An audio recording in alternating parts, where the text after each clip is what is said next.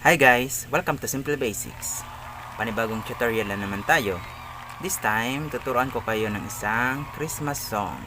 Ito ay ang Last Christmas by Wham. Sobrang easy lang nito guys na version na ituturo ko sa inyo. Huwag kayong mag-alala kasi wala tayong gagamitin ditong bar chord. Oh yeah! Ang mga chords na gagamitin natin dito ay D, B minor 7, E minor, and then A. Yun guys, sobrang easy lang nito. 4 na chords lang ang gagamitin natin simula sa umpisa ng kanta hanggang sa tapos nito.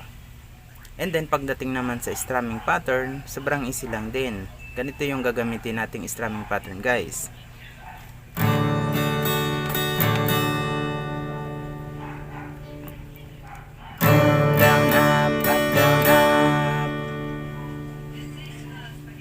Yan. So, tugtugan natin siya guys para makuha ninyo yung pasunod-sunod ng mga chords. Simulan natin sa intro. Let's do this.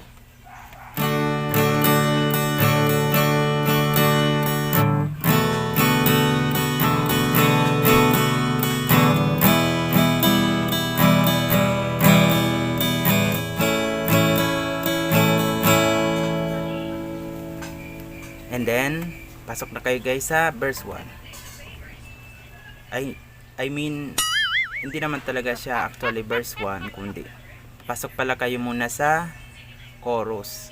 Yung simula pala nito is chorus. Last Christmas, the very next day, I gave it away. This year, instead of a tear, I gave it to someone special. Ayun.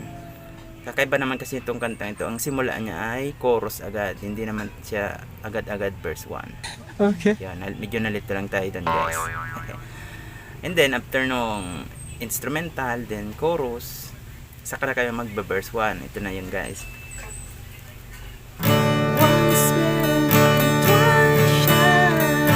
I keep my distance, but you still catch my eye. Tell me, baby, do you recognize me? Well, it's something new, doesn't surprise me. Christmas is Reverse to. not that I can send. Even though it's said I'll be running. Now I'm kiss me now, I know. Yan. So yun guys yung verse 1 tsaka verse 2. And then balik naman kayo sa chorus. Last Christmas, I gave you my heart. The very next day, you gave it away. This year, instead of a tear, I gave it to someone special. Isa pa. Last Christmas, I gave you my heart. The very next day, you gave it away. This year, instead of a tear, I gave it to someone special. And then magbe-verse ulit kayo.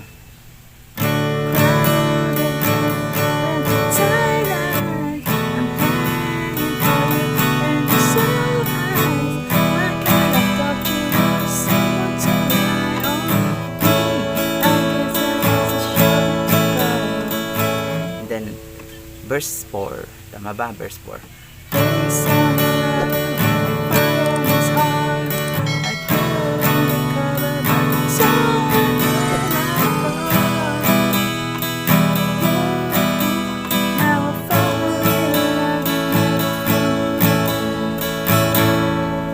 Yan. After nung verse 3 tsaka verse 4, balik naman kayo sa chorus. Last Christmas, I gave you my heart.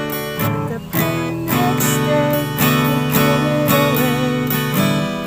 This year, instead of a tear, I gave it to someone special. Isa pa. Last Christmas, I gave you my heart.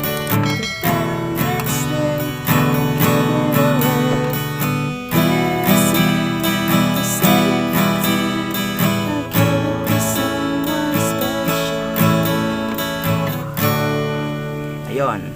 So kung mapapansin nyo guys, paulit-ulit lang naman yung mga chords niya, yung D, B minor 7, A minor 8. Paulit-ulit lang guys, simula sa intro, chorus, verse 1, verse 2, and so on yun.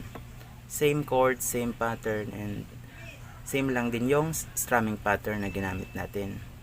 Yun guys, sobrang dali lang talaga nito guys. Bagay na bagay ito sa mga beginners o sa mga nagsisimula pa lang matutong tumugtog ng gitara. Yun, pwedeng nyo ito pag-aralan lalo na ngayon na yun nga medyo malapit na magpasko. So kung may bala kayong mga rolling, pwede nyo itong gamitin. So, yun guys, sana'y may natutunan kayo sa ating tutorial ngayong araw. Huwag kalimutang mag-subscribe at mag-hit ng notification bell. Hanggang sa muli mga ka-basics. Bye-bye!